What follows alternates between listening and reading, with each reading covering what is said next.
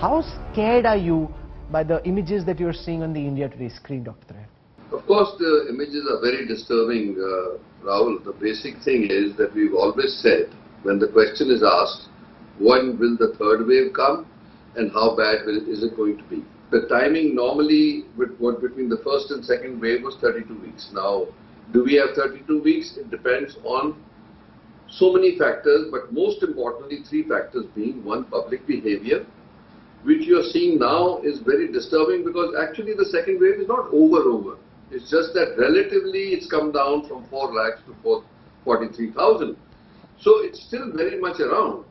The second part is that vaccine is the only defense that we know today that can help us to mitigate the third wave. I suspect that overall this will not lead to a third wave, certainly as substantial as we saw in the second wave, which swept across India from about the middle of February till barely about a month ago.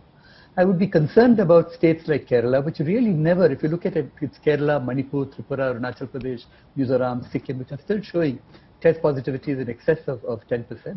And over there, it's as though the second wave never really completed.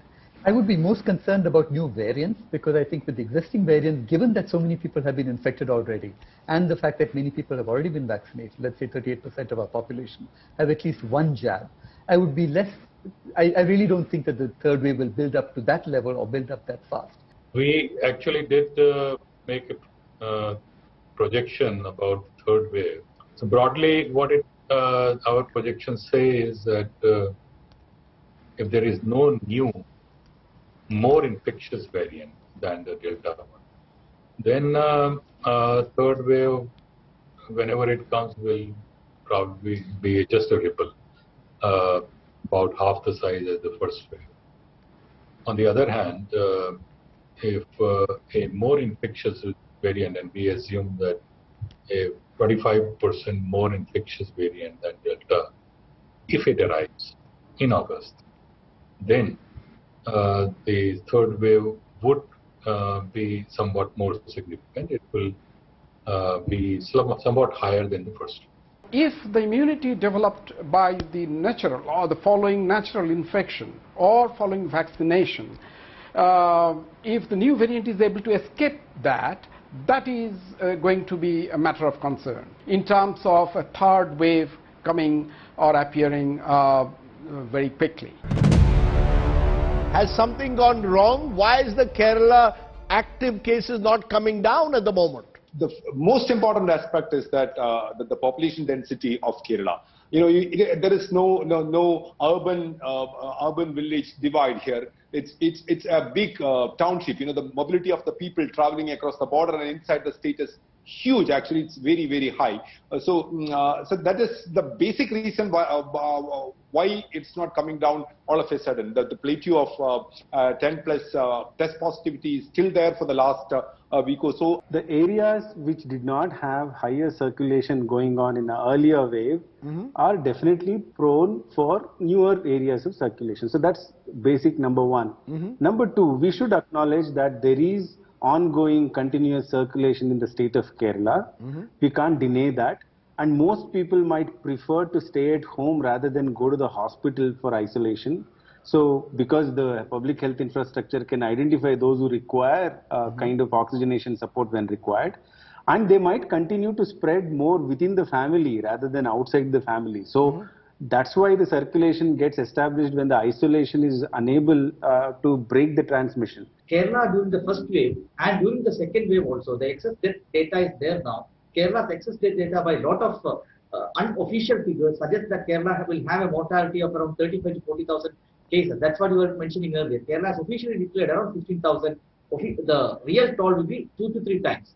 So infection mortality, that is how many persons get infected for one death, is around 300. So if we multiply 40,000 by 300, approximately 1.25 to 1.3 crore people in Kerala has been infected to date. That indicates Kerala's zero prevalence at this moment will be something around 35 to 40%. Is it time for uniform civil code, or do you agree with Maulana Firangi Mehli, who was saying it's not possible, it's not practical, it cannot be implemented, in a vast and diverse country like India? I feel it's a progressive step because all the personal laws that are in conflict would of course come under a common umbrella. So I like to further iterate that it's not a fundamental right under the Constitution of India, but it's highly recommended. So the Muslim community per se, the progressives, are totally with the Uniform Civil Code.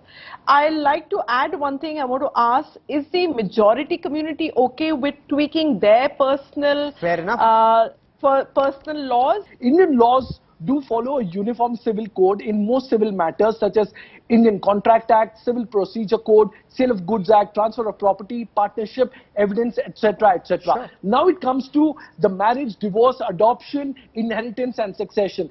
Respected sir, with all due respect to the Constitution, let us address this. We have the right to dissent even with the verdict coming in. And with the same right, let me tell you, I dissent with this for the same reason why. India is not as easy as a Denmark or a United States or an Australia. India is like my 5 fingers I present to you, sir, which are all diverse. There is so much of plurality here. Article 44 of the Constitution, which specifically mentions that the state shall endeavor to secure for the citizens a uniform civil code throughout the territory of India. What does it mean? It means that it is a constitutional prerogative. And people who are opposing uniform civil code, unfortunately, they are reflecting this anti-women sentiment. These are the same sentiments which were brought when the Narendra Modi government brought the law against the triple talaq as well. So I seriously don't understand. The judgment of the Delhi High Court is crystal clear. ये सम्मान की बात नहीं है, सीधा मुस्लिम को target करने की भी बात है। एक देश, एक संविधान नहीं चल सकता। उस मुस्लिम पर्सनल लॉ बोर्ड के हिसाब से जो हमारे शरिया कानून है उसके हिसाब से हम लोग चलते हैं, उसी हिसाब से हम चलना चाहेंगे। चाहे वो हिंदू मुस्लिम ब्रदरहुड हो, उसको हम मानते हैं। हम देश की एकता अखंडता पर विश्वास करते हैं। हमारा कोई ऐसा मतलब नहीं है कि हम लोग कानून को नहीं मानते हैं। हम हर चीज में कानून को मानते हैं, लेकिन अब ये जो एजेंडा चलाया जा रहा है, कुछ इसको हवा दी जा रही है। ये हमारे अधिकार छीनने की बात हो रही है। कौन सा अधिकार छीना जा रहा है आपका? कौन सा अधिकार छीना जा रहा है? अरे सर, हमारी अपनी वो है, हम अपने तरीके से, हम अपने इस्लामिक तरीके से चलेंगे, हम हमारा जो शरिया कानून है उसके तौर पर चलेंगे।